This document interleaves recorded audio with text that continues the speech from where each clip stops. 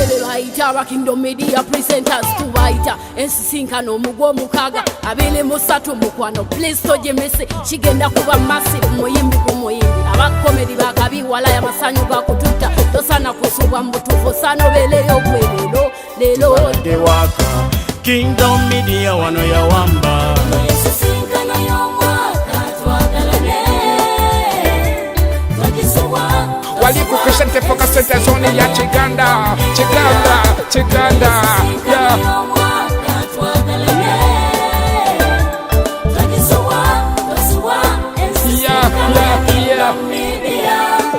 Guno mwaka buli kimu kipya stage n'abayimbi abakabi bapresentable ku luno kyadala Guno mwaka buli kimu kipya stage n'abayimbi abakabi bapresentable ku luno kyadala jangu ne banno ensisinkano y'omwaka twagalane twagisubwa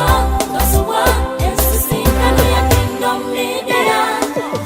omwaka guba muwanvu nnyo kitwala ebbanga nga tetwerabako kati jangu tusisinkane nga 23 tune nawe ng'obulamu bw'abantu abalamu mu nsi okwenyiza yate ku bulamu kati jangu tuteese neerasoba tubitereze eno yensisinkano y'omwaka twagalane twagisubwa ensisinkano ya Kingdom Media. Eno yensisinkano y'omwaka twagalane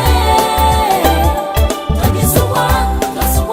ensisinkano ya Kingdom Media. sibire ekyenjawulo guno omwaka ensisinkano twagalane mugwa mukaaga 23 kwolwo tubalage waka Kingdom Media wano yawamba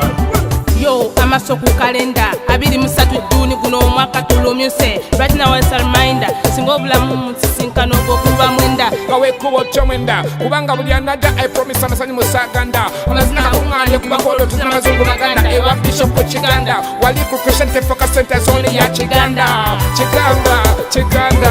yeah. Twagisubwa ensisinkano ya Kingdom Media. Eno yensisinkano y'omwaka twagalane twagisubwa ensisinkano ya Kingdom Media.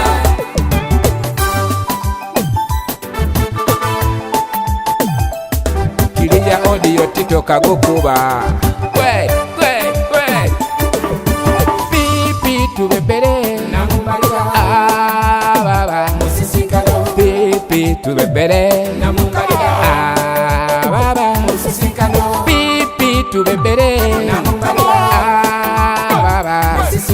pipi tubebere baba Bishopu Kiganda wakubeerayo baba Mami Cindy talutumire baba Kingdom Television Kingdom Radio Kiriya audio tito kagukuba baba